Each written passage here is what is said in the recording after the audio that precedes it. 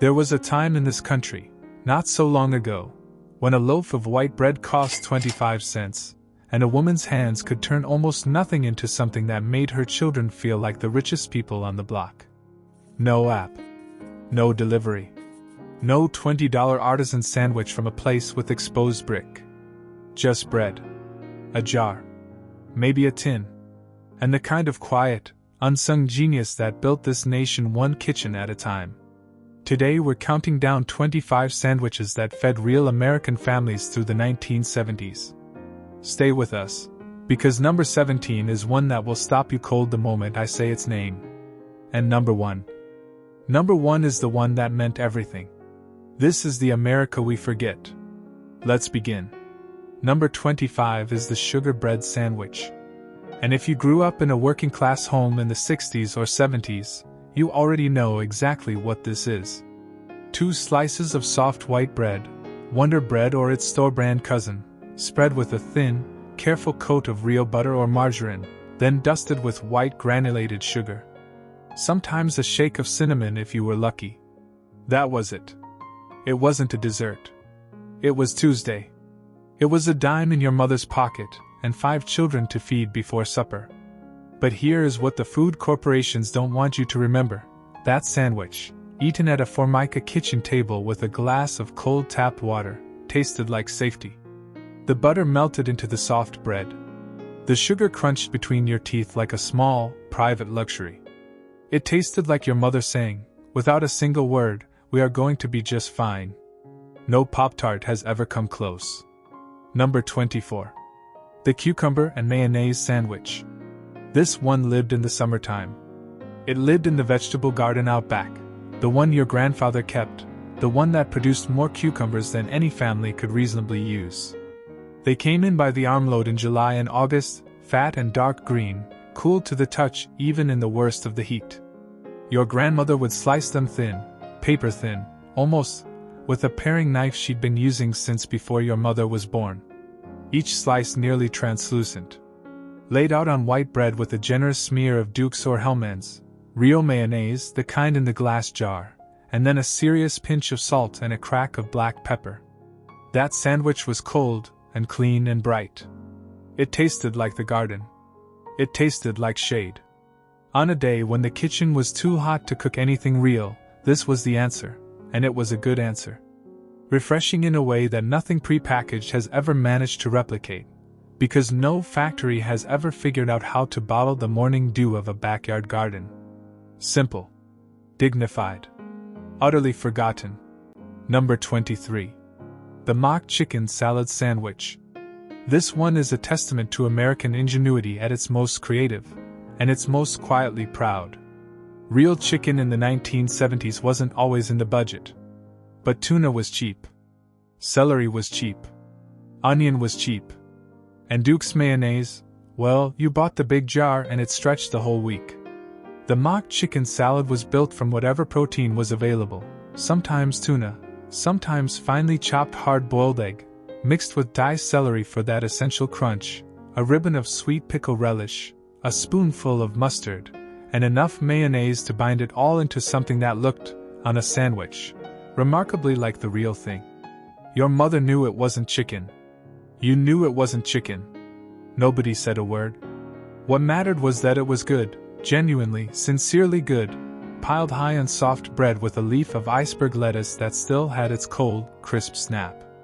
And when you bit into it, the celery gave a sound that made everything feel substantial. Made everything feel like a proper meal. That's not just cooking. That's artistry. The art of making something from almost nothing and presenting it with absolute dignity. Number 22. The Monday Meatloaf Sandwich. Sunday dinner was sacred in the American home of the 1970s. The meatloaf that came out of that oven on Sunday afternoon, fragrant with onion and ketchup glaze, dense and steaming, was the centerpiece of the family table. It was the meal your father sat down for. The one where grace was said and the good plates came out. But Monday was when the real magic happened.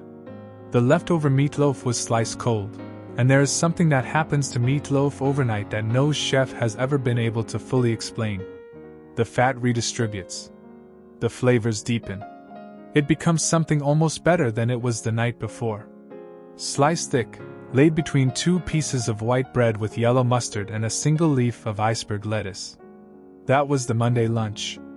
Wrapped in wax paper and tucked into a paper bag or a dented metal lunchbox. Carried to the factory, the job site, the school.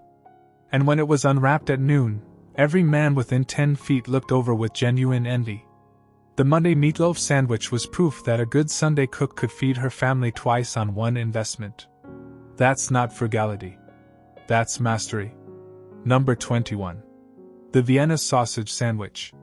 That little tin. You remember that little tin? The key that rolled back the lid, if it didn't break halfway, and sometimes it did.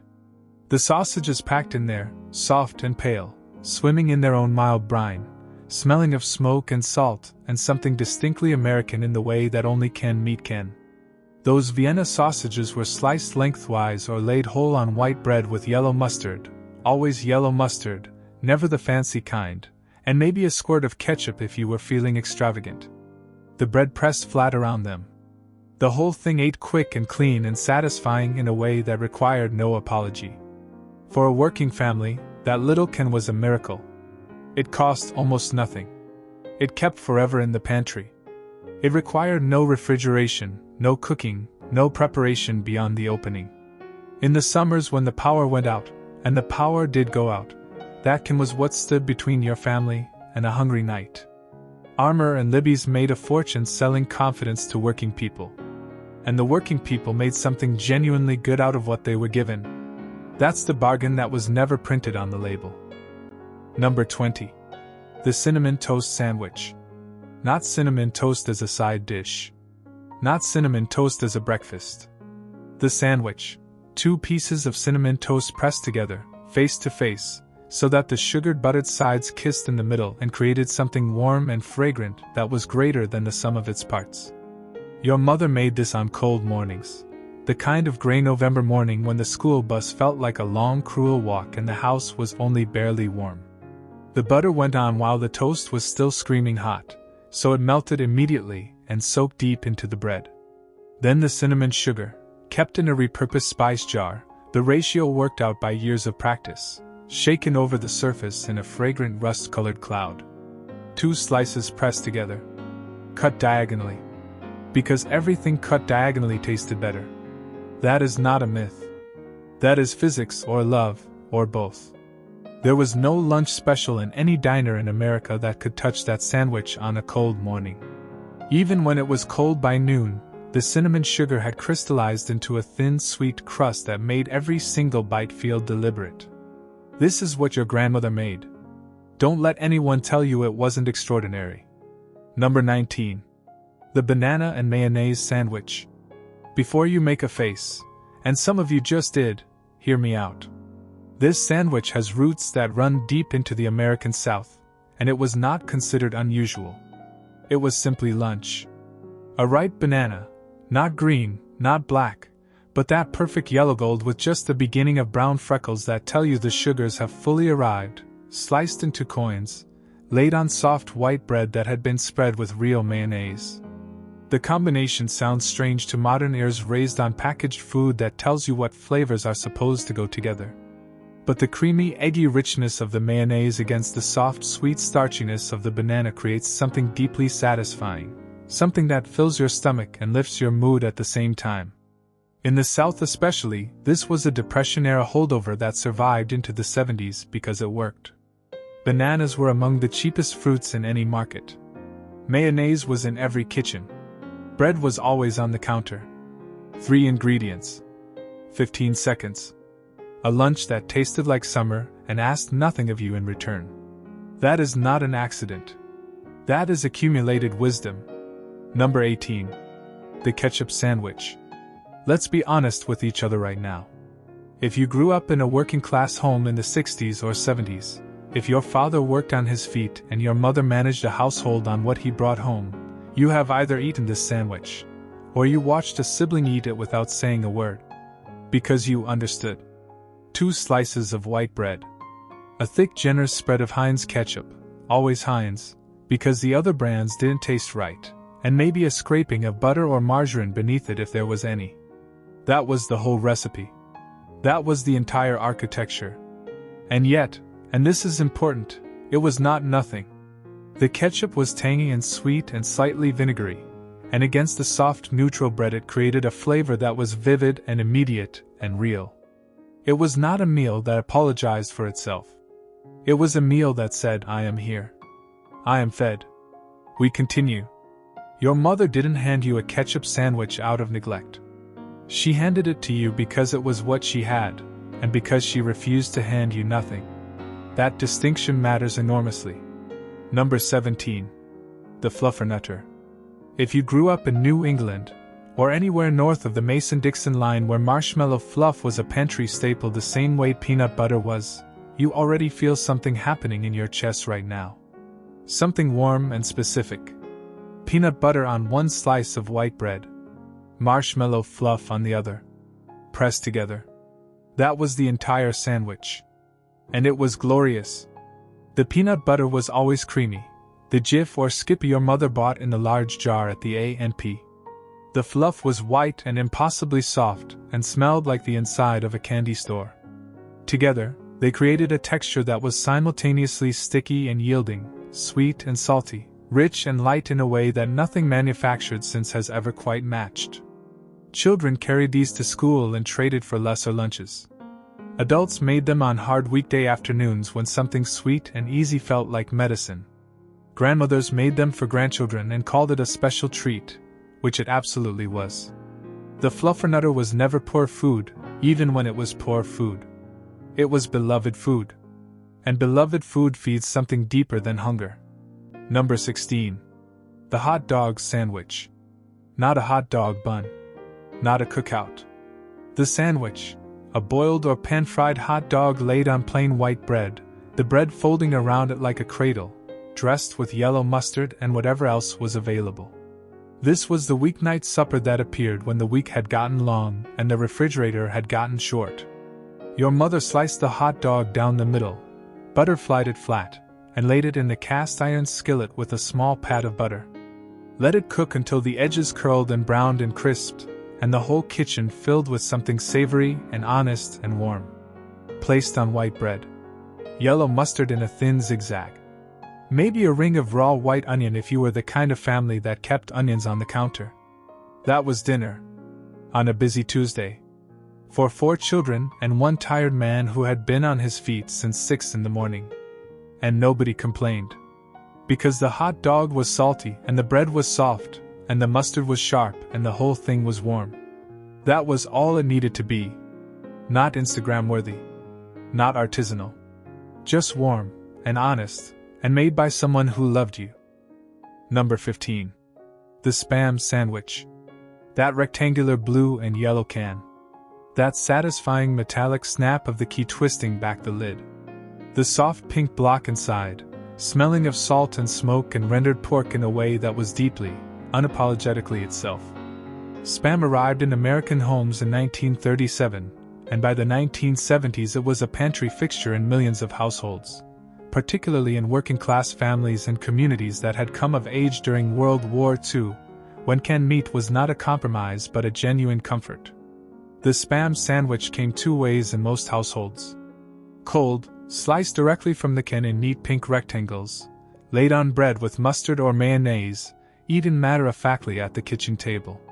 Or fried, and the fried Spam sandwich was a different creature entirely. In the cast-iron skillet, Spam browned and crisped at the edges and caramelized into a golden auburn that smelled of rendered fat and salt and something close to joy. Placed on white bread with yellow mustard and a slice of American cheese that softened from the residual heat, that sandwich required no apology to any man alive. Spam has been the subject of jokes for 50 years. Those jokes were made by people who never had to be grateful for it. The families who relied on it knew exactly what it was worth. Number 14. The Pimento Cheese Sandwich. In the American South, pimento cheese is not a sandwich filling. It is a religion. It is a birthright.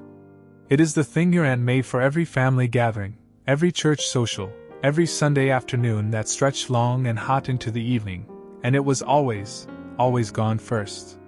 Sharp cheddar, real sharp cheddar, grated by hand on the box grater that lived in the kitchen drawer, combined with enough mayonnaise to bring it together, diced pimento peppers from the little jar, a pinch of salt, a crack of black pepper, and in some households a whisper of cayenne that made it breathe. Spread thick on white bread and left at room temperature long enough that the cheese softened slightly, and the bread absorbed the first layer of the mixture. Eaten at the kitchen table or handed through a screen door or packed into a wax paper square for the church potluck cooler. The women who made pimento cheese never measured anything. The ratios lived in their hands, in the feeling of the mixture as it came together. Every family's version tasted slightly different from every other family's version. And every family believed absolutely that theirs was the correct one. They were all correct. That's the beauty of it. Number 13. The Deviled Ham Sandwich. The little can with the red devil on it. Underwood deviled ham. That image, the small fork-tailed figure grinning from the white label, was a fixture in the canned goods aisle of every A&P, every Piggly Wiggly, every corner grocery store in America for most of the 20th century. Inside that can was a finely ground ham spread, smooth, salty, with a mild heat from mustard and spice that gave it just enough personality to make you pay attention. Mixed with a little mayonnaise and perhaps a spoonful of sweet pickle relish, spread generously on white or rye bread with a crisp leaf of lettuce, it became something genuinely satisfying. Working mothers kept a few of these cans in the back of the pantry for the days when nothing else was planned and lunch needed to happen in 5 minutes. Single men kept them in the apartment for exactly the same reason. They were the original fast food, but the original fast food had 100 years of canned meat tradition behind it, and it tasted like something real. Something made by someone who understood salt and smoke and the honest nature of pork. The little devil smiled. And you were fed. That was the deal. Number 12. The Salmon Patty Sandwich. Friday was fish day in many American homes, Catholic or not. There was something about the rhythm of the week, the way Sunday was for abundance and Friday was for discipline, that made simple fish a natural and dignified close to the working week. The canned salmon came out of the pantry. Pink salmon, the less expensive variety, drained carefully and picked through with patient fingers, your grandmother's hands moving through it to find any remaining bones, pressing them between her fingertips with the casual expertise of 40 years of practice. Mixed with a beaten egg, crushed saltine crackers for binding, diced onion, a spoonful of yellow mustard, salt and pepper worked in with a fork. The patties were pressed between her palms, each one uniform, each one the same careful thickness, and set into the cast iron skillet in a pool of vegetable shortening already shimmering with heat. The smell that rose from that skillet was the smell of Friday evening, of a week almost finished, of something earned. Golden brown on both sides, pressed onto white bread with a squeeze of lemon if the week had been kind enough to have one. That sandwich was the punctuation at the end of a long sentence. It said we made it to Friday. That was enough. That was everything. Number 11. The Tuna Salad Sandwich.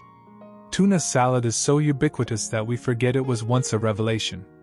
When canned tuna arrived on American shelves in the early 20th century, it changed the economics of the family lunch table permanently. By the 1970s, it was in every kitchen in the country, and every kitchen had its own version, its own ratios, its own secret additions that made it distinctly theirs. The fundamental, tuna drained and flaked, mayonnaise worked in with a fork until creamy and cohesive, was just the beginning. Then came the additions. Finely diced celery that snapped beneath the teeth. Sweet pickle relish. A spoonful of yellow mustard gave it a gentle sharpness. Hard-boiled egg chopped into to stretch the mixture further and make each scoop more substantial. Sometimes, a spoonful of diced apple, which sounds unusual until you try it and understand that the sweetness cuts the brine perfectly. Mounted onto white bread. Covered with the second slice and cut corner to corner. Eaten at the kitchen counter by a woman who had already fed 3 other people and was finally, quietly, taking her own moment. The tuna salad sandwich mastered itself over 100 years in American kitchens. And it is better than anything that has ever been sold to you in a plastic triangle at a gas station. Let that be said plainly. Number 10. The Liverwurst Sandwich. Half the people watching this just smiled. The other half just made a face. And to the second group I say only this: your grandfather would like a word. Liverwurst, Braunschweiger, if you knew its German name, which many families did because the butcher shops in the neighborhoods where these families lived were still run by men whose grandfathers had come from Bavaria or Alsace, was a smoked liver sausage that came in a soft spreadable log wrapped in plastic. Sliced about a quarter-inch thick and laid on rye bread, not white bread. Rye bread with caraway seeds was the correct bread for this, with yellow mustard and raw white onions sliced paper thin. The liverwurst was rich and deeply savory, and intensely flavored in a way that demanded rye bread's slight sourness to keep it honest. Your grandfather ate this sandwich at the kitchen table in his undershirt on Saturday afternoon with a cold glass of beer and the radio on, baseball, maybe, or the news. And he ate it with the specific satisfaction of a man consuming something he understood completely, and had always liked. No pretense. No novelty. No performance. Just a man and a sandwich that had never once failed him. There is tremendous dignity in that. Number 9. Chipped beef on toast. The soldiers called it something unprintable. A phrase that every veteran of the mid-century American military understood immediately, and repeated with equal parts affection and grievance. Served on army bases and navy ships from the First World War through the Cold War, chipped beef on toast made the leap from mess hall to family kitchen with remarkable ease, because the economics were exactly right and the result was exactly satisfying.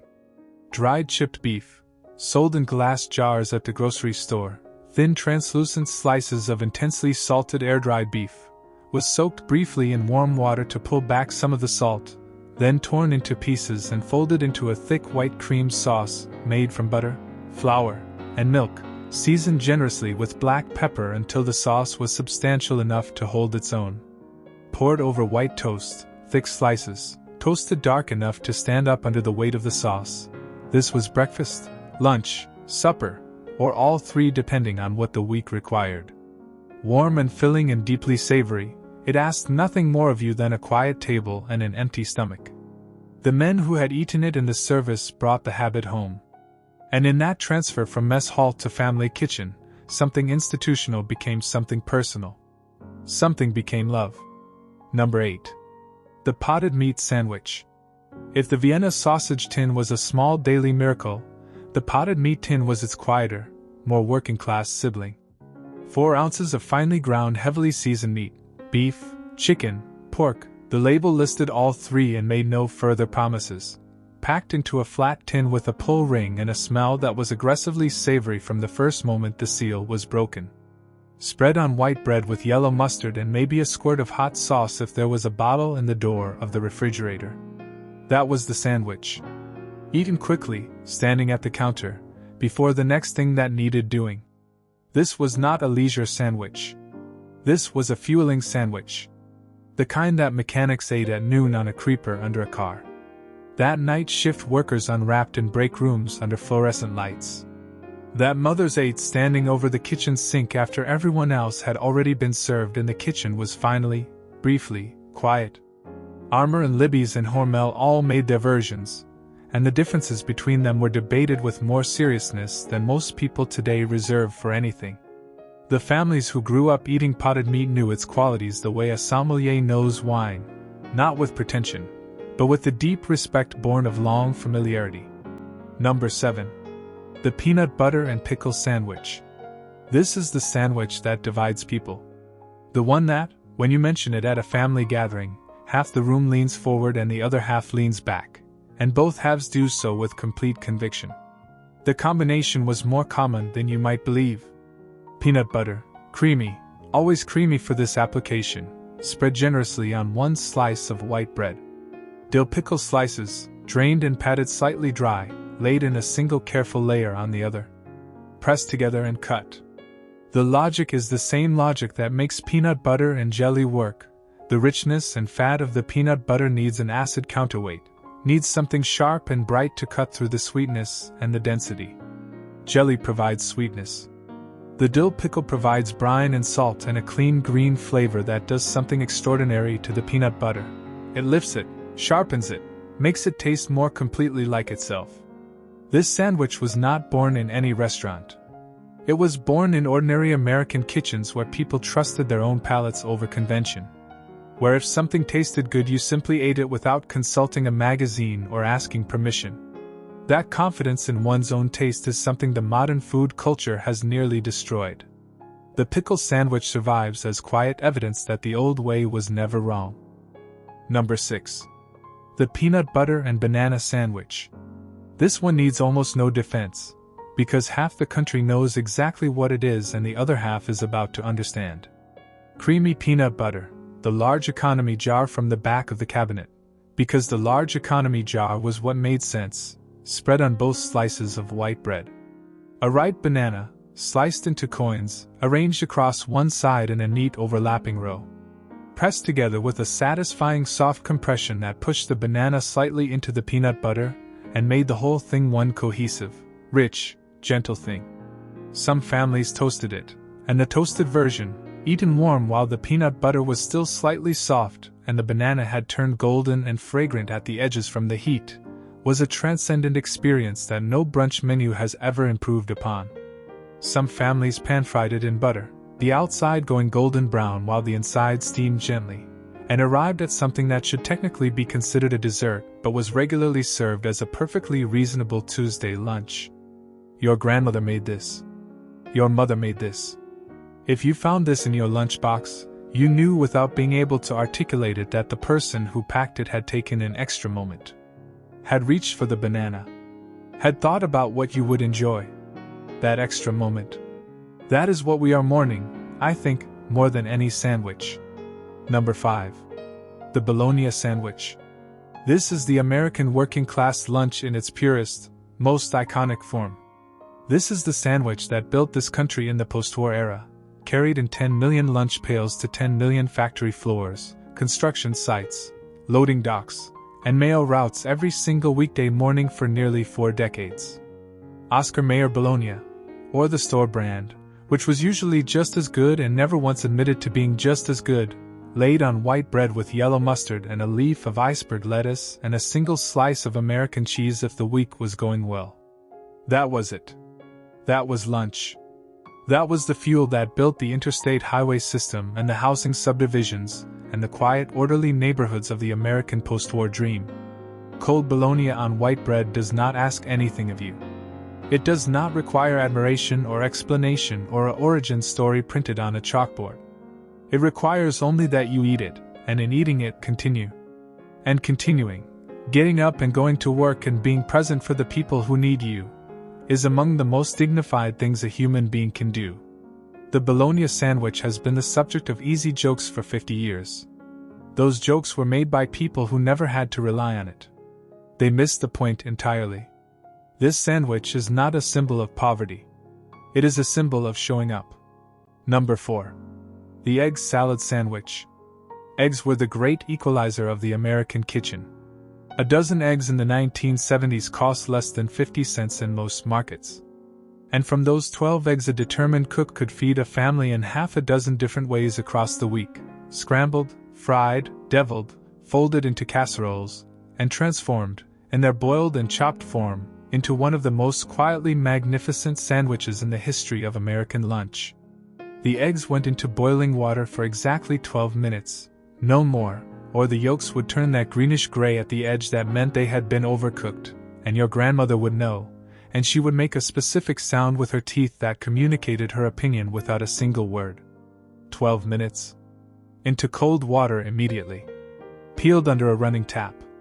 Chopped, not mashed, chopped, so that there were still distinct pieces of white and yolk that gave the salad texture and substance. Then folded into mayonnaise with a generous hand, a spoonful of yellow mustard, a pinch of celery salt, a crack of pepper, and sometimes a spoonful of sweet relish that added a brightness to the whole mixture that made it sing. Mounded on white bread. A leaf of lettuce. Pressed down gently. Cut in half and handed to you with a glass of cold milk. There is no bad version of egg salad. There is only egg salad made with attention, and egg salad made without it. These women always made it with attention. Number 3. The cold meatloaf sandwich. Not the Monday meatloaf we talked about earlier. Something different. Something more specific and more personal than that. This is the midnight sandwich. The one assembled alone, in the dark, in the quiet of a house where everyone else was already asleep. The refrigerator opened slowly so the light wouldn't wake anyone. The meatloaf sitting in its pan under the aluminum foil. A knife to slice it carefully, so the piece came off clean and whole. White bread from the bag. Yellow mustard. Nothing else needed. Eaten standing at the counter in 30 seconds, maybe less. The meatloaf cold and dense, the flavors deepened overnight into something more concentrated and more completely itself than it had been at dinner. Every spice, every bit of onion and egg and breadcrumb now melded into something quietly magnificent. This sandwich was eaten by tired fathers coming home from late shifts. By mothers who hadn't sat down since 6 in the morning and were finally, briefly, alone in their own kitchen. By teenagers grateful for the silence of the refrigerator and the darkness of the house. No sandwich is more intimate than this one. It belongs only to you. And somehow the cold kitchen and the quiet house and the leftover meatloaf make it the most deeply satisfying thing on this entire list. Number 2. The tomato and mayonnaise sandwich. This is summer.